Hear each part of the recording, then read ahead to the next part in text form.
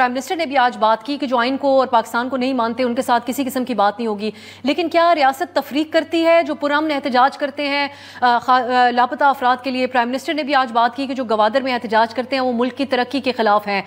اور جو دوسری طرف بندوق اٹھائے یہ کارروائیاں کر رہے ہیں، ان دونوں میں ریاست کو کیا تفریق کرنے کی ضرورت نہیں ہے؟ جی بالکل ضرورت ہے، اور انشاءاللہ کریں گے۔ جو لوگ پرامن احتجاج کرتے ہیں ان سے تو بات کریں گے، لیکن جو پچھلے سوال کے جواب میں جو فیکٹر رہ گیا تھا وہ یہ ہے کہ بلوچستان بیرونی طاقتیں جو پاکستان کے حق میں نہیں ہیں، خلاف ہیں، ان کی بھی آماج گاہ ہے۔ چاہے وہ کلبھوشن یادو کو بھی بلوچستان سے پکڑا گیا تھا، ہندوستان کی وہاں انوالومنٹ ہے،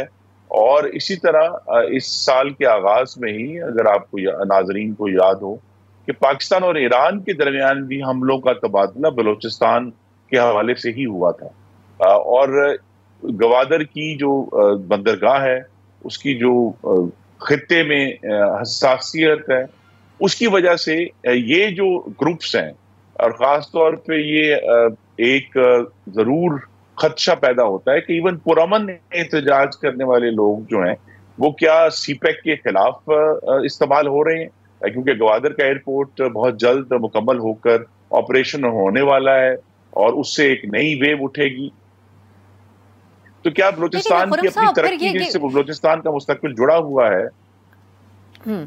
سر یہ جو احتجاج پرامن کرتے ہیں اور پھر جس انداز میں اس احتجاج کو، جی اگر آپ مجھے اجازت، جی میں اسی حوالے سے آپ سے پوچھنا چاہ رہی ہوں خرم صاحب، جو آپ بات کر رہے ہیں،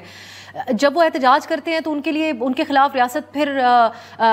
ڈنڈا بردار ہوتی ہے، ان کو اس طریقے سے واپس بھیجا جاتا ہے۔ تو میں جاننا یہ چاہ رہی ہوں کہ آپ نہیں سمجھتے کہ اگر مارنگ بلوچ احتجاج کی کال دیتی ہیں تو ان کو بہت بڑا رسپانس بھی ملتا ہے بلوچستان میں، تو ان کے ساتھ انگیج کرنے کی ضرورت ہے بجائے اس کے کہ ان کو دہشت گردوں کی پراکسی قرار دے دیا جائے؟ جی ہم سب کو جو بات سمجھ نہیں آ رہی، تمام سیاسی جماعتوں کو، گروپوں کو،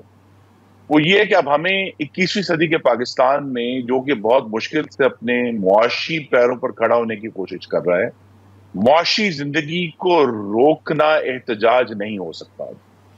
کہ آپ سڑکیں بند کر کے، بندرگاہیں بند کر کے، ایئرپورٹوں کا رستے بند کر کے ہم یہ سمجھتے ہیں کہ ہم نے چونکہ زندگی کو ڈسرپٹ کر دیا ہے، روک دیا ہے، تو ہمارا احتجاج بڑا کامیاب ہے۔ یہ نہیں ہو سکتا۔